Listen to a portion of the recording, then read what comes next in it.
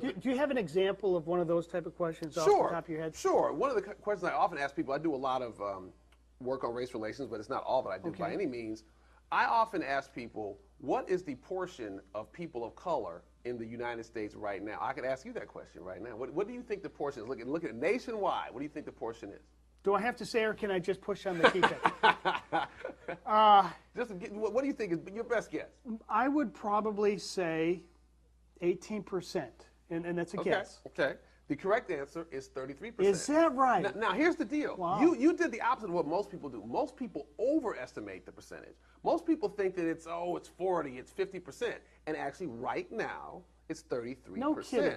So the question then becomes, well, what have people come into a conversation about some topic, let's say race relations, and many of them usually think that it's the portion of people of color is higher than it is, and you show them that it isn't. They have to go, whoa, wait a minute, maybe I know less than I think I did. And that's useful to create a learning environment. So that's you happen to guess, you happen to be wrong the opposite way that most people are.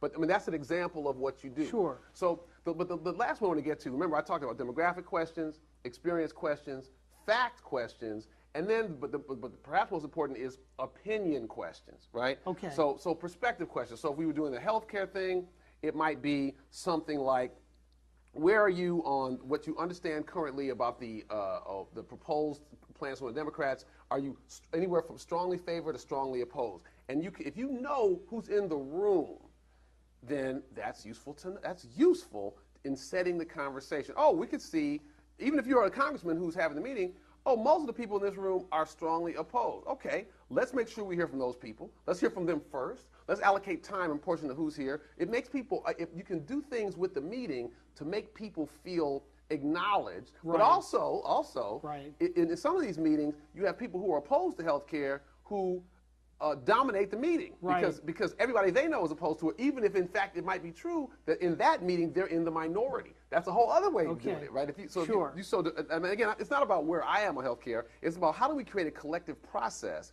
that allows for our diversity. So I'm just saying that healthcare is one thing. You could ask a different question, and I've asked this question: how far are we from a racially equitable society? All the way from we have it, we're almost there, it's coming soon, it'll never happen. And then you can see the diversity on that. And that might be helpful to let's say, okay, we have a diverse opinions in this room. We're all reasonably intelligent people seeing the same America, but we think about it differently. Let's probe why. And I think that makes people, if you can establish that as a facilitator, it makes people a little bit less high and mighty and perhaps more in a stance of listening. And so that's why I think the keypads are so important in moving people away from a focus on making sure people hear them to trying to wrestle with what do we do with the diversity in this room. And I think that stance is so key to try to have effective dialogue. Excellent.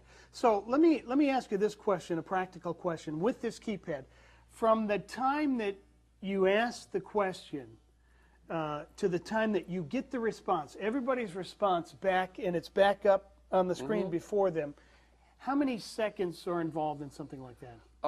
It really depends on how fast people vote. Like the slowest thing is people comprehending the question, choosing between the options, and pressing the button. Because as soon as they press the button, the computer knows it. And so it takes about 2 seconds between when I decide the voting is over and showing the results. So the real time is the time it takes people to press it. So the time might, in a typical meeting, the time for easy questions like gender or income or whatever, the whole process might take 10 seconds, maybe. 10 seconds.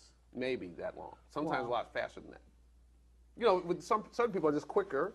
It takes some of the guessing out of who you got out there and what your audience is made up of, and it gives everybody like the same level playing field as to who these people are that I'm sitting with, and who I'm in agreement with, and who I'm not in agreement with. Right. No, it's so valuable. There's an efficiency for you to look at the different opinions and then begin to ask the questions.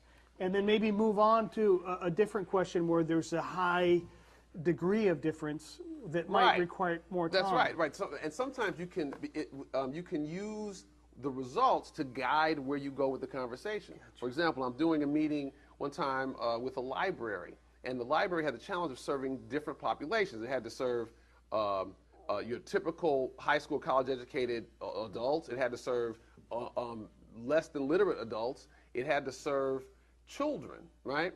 So those are very different constituencies. The running a library serves you do differently with different populations. So we asked, how well are we serving each of those groups? And there was agreement that we're doing really well with the college-educated population. There was agreement we're not doing so well with youth, and that there was disagreement about how well we're serving the semi-literate adults.